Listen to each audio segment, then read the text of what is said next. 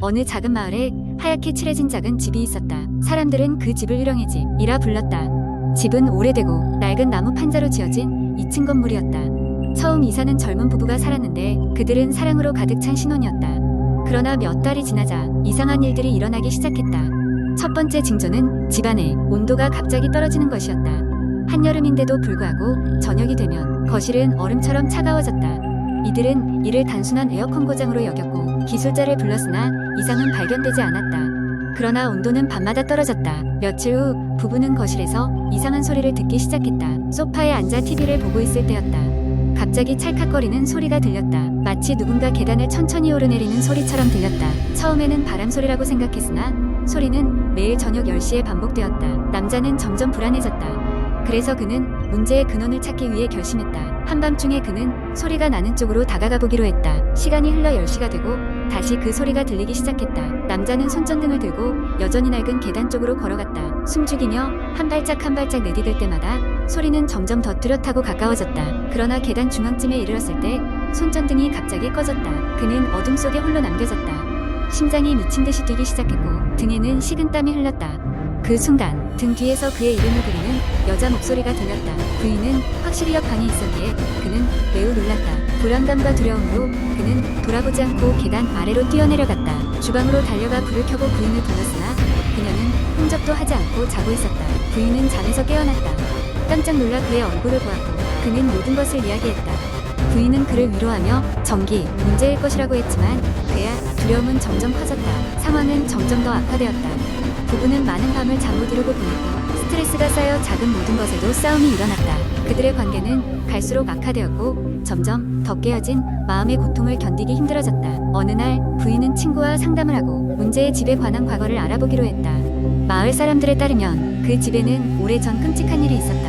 몇십 년 전 한 가족이 그곳에 살았는데 그들에게 끔찍한 비극이 닥쳤다는 것이다. 어머니가 갑작스럽게 세상을 떠났고 아버지는 슬픔을 견디지 못해 하루아침에 사라졌다. 이후로 그 집은 비어있었고 사람이 들어갈 때마다 이상한 일이 생긴다는 소문이 이어졌다. 부인은 친구와 함께 이 정보를 남편에게 전했다. 처음에는 그저 우연의 일치라고 생각했던 남편도 이제 더 이상 이를 무시할 수 없다고 판단했다. 결국 그들은 그 집을 떠나기로 결심했다. 이사를 마무리하던 날 집을 마지막으로 돌아보던 중 그들의 차에 실려있던 짐 중 하나에서 노란 봉투가 발견되었다. 그 속에는 한 장의 사진과 편지가 들어있었다. 사진 속에는 과거 그 집에 살았던 가족의 모습이 담겨있었고 편지에는 짧은 메시지가 적혀있었다. 당신들이 우리의 이야기를 끝내주기를 바란다. 부디 평안히. 그들은 순간 오싹함과 동시에 안도감을 느꼈다. 어느덧 날은 어두워지고 있었고 그들은 더 많은 시간을 그 집에서 보내고 싶지 않았다. 그들은 사진과 편지를 가지고 차에 탔고 집을 떠났다. 도시로 돌아오는 길에 부부는 서로의 손을 꼭 잡고 있었다. 그날 이후로 그들은 다시는 그 집에 발을 들이지 않았다. 몇 년이 흐른 후 그 집은 결국 허물어지고 그 자리에 새로운 건축물이 세워졌다고 한다. 그리고 부부는 그 뒤로 아무런 이상현상도 겪지 않았다. 그러나 그들의 뇌리에는 늘 그 노란 봉투의 편지가 지워지지 않았다. 마치 그들 또한 그 집의 이야기에 의한 부분이 되어버린 것처럼 말이다. 이상이 바로 일용의 집에 관한 이야기다. 이 이야기를 듣는 모든 사람들이 여러분에게 미스터리와 공포가 무엇인지 다시 한번 생각해보게 만들길 바란다. 두 번째 이야기. 인터넷에는 다양한 공포 이야기가 떠돌고 있습니다. 그 중에서 특히 사람들의 호기심을 자극하고 밤잠을 설치게 만드는 이야기가 많습니다. 이번에는 한국 인터넷에서 흔히 볼 수 있는 한 가지 공포 썰을 길게 이야기해 보겠습니다. 이 이야기는 한 젊은 대학생인 민준의 경험담에서 시작됩니다. 그는 대학에서 비교적 떨어진 외곽 지역에 위치한 작은 원룸에서 살고 있었습니다. 이 원룸은 전체적으로 낡았지만 저렴한 임대료 때문에 학생들에게 인기가 많은 장소였습니다. 어느 날 민준은 늦게까지 도서관에서 공부를 하고 집으로 돌아왔습니다. 그날따라 이상하게 기운이 빠져 있었고 집에 도착했을 때는 이미 새벽 1시를 넘긴 시간이었습니다. 피곤한 몸을 이끌고 방에 들어선 그는 씻지도 않고 잠들 준비를 했죠. 그러나 침대에 눕자마자 뭔가 이상하다는 느낌이 들었습니다. 방 안은 평소와 달리 싸늘한 공기가 감돌고 있었고 창문은 제대로 닫혀있는데도 불구하고 바람 소리가 들려왔습니다. 민주는 잠시 귀를 기울이다가 그것이 바람 소리가 아니라 무언가 다른 소리임을 깨달았습니다. 그것은 마치 가늘고 긴 손톱으로 마룻바닥을 긁는 듯한 소리였습니다. 깜짝 놀란 민주는 몸을 일으켜 불을 켜려 했으나 손에 닿는 스위치의 감촉이 어쩐지 익숙하지 않았습니다. 순간 그는 스위치를 찾지 못하고 방 안의 냉기를 더욱 강하게 느끼기 시작했습니다. 그 순간 그의 시야 한 구석에 무엇인가 어두운 그림자가 스쳐 지나갔습니다. 더 이상 참을 수 없었던 민주는 휴대폰 불빛을 의지해 전등 스위치를 찾았고 불을 켰습니다. 그러자 방 안의 모습이 드러났는데 모든 것이 제자리였지만 여전히 알 수 없는 불안감이 그를 휘감고 있었습니다. 민주는 이상한 기분을 견디지 못하고 불을 켠 채 그대로 잠들기로 했습니다. 다음날 그는 친구에게 어젯밤 있었던 일을 이야기했고 친구는 그러한 이상현상은 대개 피곤해서 생기는 환각일 수도 있다고 말했습니다. 그렇지만 민주는 여전히 불안감을 지울 수가 없었습니다. 며칠 후 민주는 짐을 챙겨 학교로 가려던 참이었습니다. 그때 다시 한번 그 오싹한 마찰음이 들려왔습니다. 이번엔 소리가 더 가까이에서 들려왔고 그는 분명히 그 소리가 방문 쪽에서 난다는 것을 알 수 있었습니다. 갑자기 찬바람이 다시 불어오면서 방문이 서서히 열리기 시작했습니다. 문이 완전히 열리자 민주는 눈앞에 검고 긴 머리카락을 가진 여자가 서 있는 것을 보았습니다. 그는 공포에 질려 순간 몸이 얼어붙었지만 그 여인은 이내 사라졌습니다. 민주는 그 길로 그 원룸을 떠나기로 결심했습니다. 이후 민주는 다른 곳으로 이사를 갔고 그 일에 대해서는 친구들과도 이야기를 나누었지만 정확한 원인은 알 수 없었습니다. 그 원룸에 얽힌 과거에 대해 조사해 보았으나 특별한 이야기도 찾지 못했습니다. 다만 그날 이후로 그는 늦은 밤에는 가능한 한 집에 일찍 들어가고 모든 창문과 문을 잘 잠그는 습관을 갖게 되었습니다. 이 이야기는 민준이 느꼈던 것처럼 불가이한 공포를 경험한 사람들의 이야기를 듣는 것과 마찬가지로 많은 이들의 상상력을 자극했고 인터넷을 통해 빠르게 퍼져나갔습니다.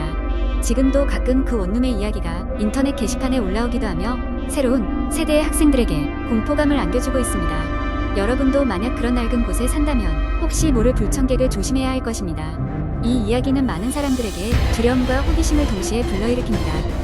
실제로 일어났을지도 모를 아니면 단지 누군가가 만들어낸 이야기일 수도 있습니다. 하지만 이런 공포설은 언제나 우리 곁에 있으며 사람들의 상상 속에서 계속 살아가고 있습니다. 세 번째 이야기한 곳 인터넷에는 다양한 공포 이야기들이 많이 돌아다니고 있습니다. 이러한 이야기는 보통 사람들의 일상적인 경험에서 시작해 점차 기이하고 불길한 사건들로 발전하는 형식을 띱니다. 이제 한 가지 공포썰을 소개해보겠습니다. 어느 조용한 시골 마을에 살고 있는 대학생 민수는 방학을 맞아 오랜만에 고향으로 내려갔다. 그가 고향으로 돌아온 이유는 단순히 휴식만을 위한 것이 아니었다. 민수는 최근 들어 부쩍 기운이 없다며 불안해하는 어머니를 위해 몇 주간 집을 보살피기로 했다. 마을은 평소처럼 고요하고 평화로웠다. 그러나 민수가 돌아온 지 며칠 되지 않아 이상한 일이 벌어지기 시작했다. 첫 번째 이상한 점은 집 근처에였으만 그림자가 자주 목격된다는 것이었다. 밤마다 민수가 창밖을 바라볼 때마다 그 그림자는 길가에 서서 집을 바라보고 있었다. 그는 처음에는 그저 마을 주민이 지나가는 것이라 생각했으나 매일 밤 같은 시간대에 같은 장소에서 그림자를 본다는 것이 신경 쓰이기 시작했다. 또 다른 이상한 일은 집안에서 들리는 낯선 소리였다. 밤이 깊어지면 집안 곳곳에서 마치 누군가가 걸어 다니는 듯한 발소리가 들렸다. 민수는 처음에는 자신이 너무 예민한 게 아닐까 생각했지만 어머니도 비슷한 소리를 들었다고 말하자 그는 긴장을 늦출 수 없었다. 어느 날 밤 민수는 용기를 내어 그 발소리의 정체를 알아보기로 결심했다. 시계가 자정에 가까워지자 그는 부스럭거리는 소리를 다시 듣기 시작했다. 민수는 손전등을 들고 조심스럽게 방을 나와 소리가 나는 방향으로 걸어갔다. 소리는 지하실 쪽에서 들려왔다. 지하실 문 앞에 서자 소리는 갑자기 멈췄다. 민수는 심장이 뛰는 것을 느끼며 조심스럽게 문을 열었다. 지하실은 어둡고 음침했다. 손전등 불빛이 닿은 곳에는 오래된 가구와 먼지가 소복이 쌓인 책들이 있었다. 그때 그의 눈에 무언가 반짝였다. 그것은 지하실 구석에 있던 낡은 거울이었다. 거울 속에서 그는 믿을 수 없는 장면을 목격했다. 바로 자기 자신의 모습이 아닌 그가 전혀 알지 못하는 낯선 여자의 얼굴이 비추고 있었던 것이다. 민수는 깜짝 놀라 거울에서 눈을 떼지 못했다. 그 순간 거울 속의 여자가 천천히 입을 벌리며 무언가 말을 걸어왔다. 그러나 그 목소리는 너무 희미하고 부서져서 알아들을 수가 없었다. 민수는 두려움과 호기심이 뒤섞인 감정으로 조금 더 가까이 다가갔다. 그때 여자의 입에서 이해할 수 있는 단어들이 흘러나왔다. 돌려줘, 내 것을. 민수는 순간 등골이 서늘해짐을 느꼈다. 그는 급히 뒷걸음질치며 지하실을 빠져나왔고 다시는 그곳에 들어가지 않으리라 다짐했다. 그 일이 있은 후로도 민수의 가족은 간헐적으로 이상한 현상을 경험했지만 거울 속 여자의 얼굴을 본 사람은 아무도 없었다고 한다. 민수가 방학을 마치고 다시 도시로 떠난 후 그 이상한 그림자도 발소리도 사라졌다. 그러나 민수는 추후 어머니로부터 전해 들은 이야기에 다시 혼란에 빠졌다. 그의 어머니는 마을 노인에게서 오래전 집에서 살았던 가족에 대한 이야기를 들었는데 그 가족 중 한 여자가 지하실에서 실종되었고 그녀의 물건들은 지하실에 그대로 남아 있었다고 한다. 그리고 그 물건들의 대부분은 없어졌지만 단 하나 변함없이 그 자리에 남아 있는 것이 있으니 바로 그 낡은 거울이었다는 것이다. 민수는 그 후로도 여러 번 그 경험을 떠올리며 그 거울이 정말로 무엇인지, 그리고 그 여자가 원하는 것이 무엇이었는지를 생각했다. 하지만 해답은 결코 알 수 없었다. 그는 다시는 그 집에 가고 싶지 않았지만 어쩌면 늘어나는 불길한 호기심은 그를 다시 그 마을로 부를지 모를 일이었다.